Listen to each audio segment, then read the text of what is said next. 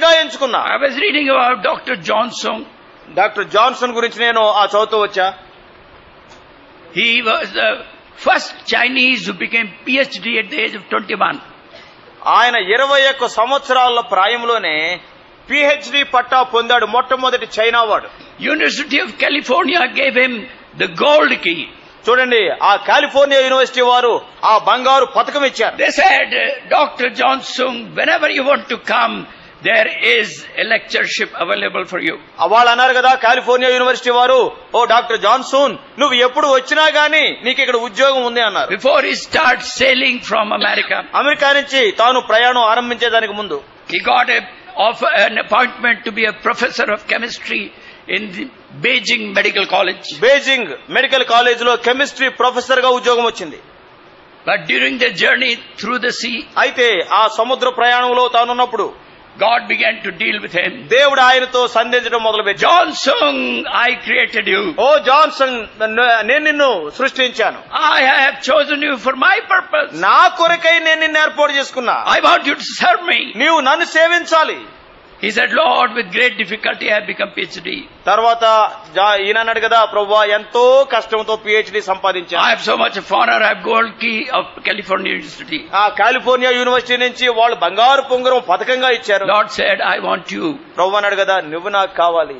After many days of struggle, ఎంతో దినాలు పోరాటము, Johnson took his degree Johnson తన యొక్క డిగ్రీ తీసుకున్నాడు. and his gold key, తన యొక్క ఆ బంగారు పథకం ఉంగరం, bound them in a stone, అవి ఒక దాన్ని చక్కగా కట్టాడు. went to the deck of the sea, ఆ యొక్క సముద్రం యొక్క ఆ యొక్క ఓడ పైభాగానికి వెళ్ళాడు. threw it in the sea, ఆ పథకాలన్నీ ఆ సముద్రంలో and పడేశాడు. said to the devil, అప్పుడు సాతానుతో if అన్నాడు, you can bring back those keys, ఒకవేళ ఆ పథకాలు గాని పైకి తీసుకొస్తే then I will become a professor. అప్పుడు ప్రొఫెసర్ అవుతా.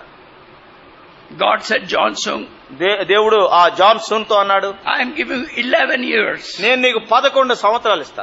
and I want you to evangelize whole of China. China అంతా కూడా నువ్వు సువార్త ప్రకటించాలి.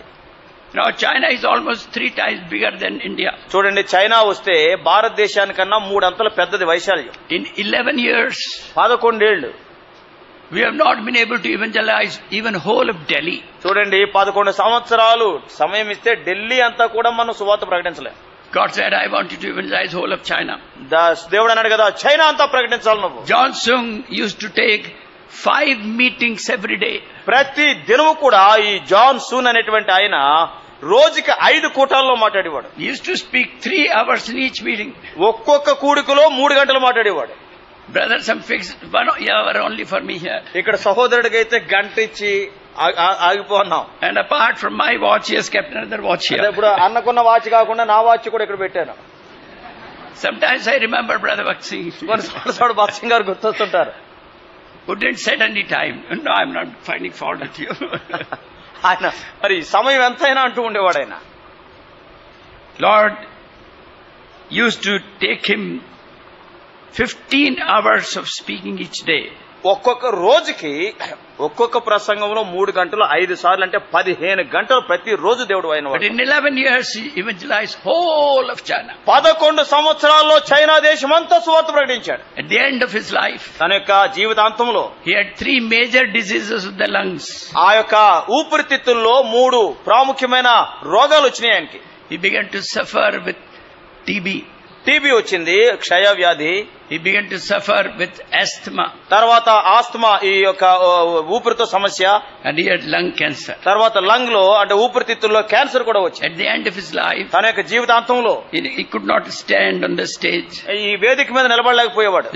He used to kneel down, ఆయన మోకరించి preach the gospel. సువార్త ప్రకటించేవాడు.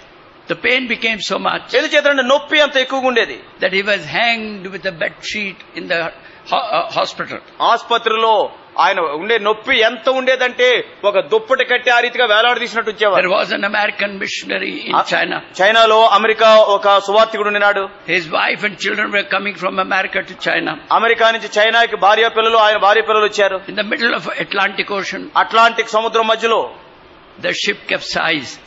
అక్కడ ఉండేటువంటి ఆ ఓడని మరి చుట్టుముట్టారు కొంతమంది. They died. చనిపోయారు.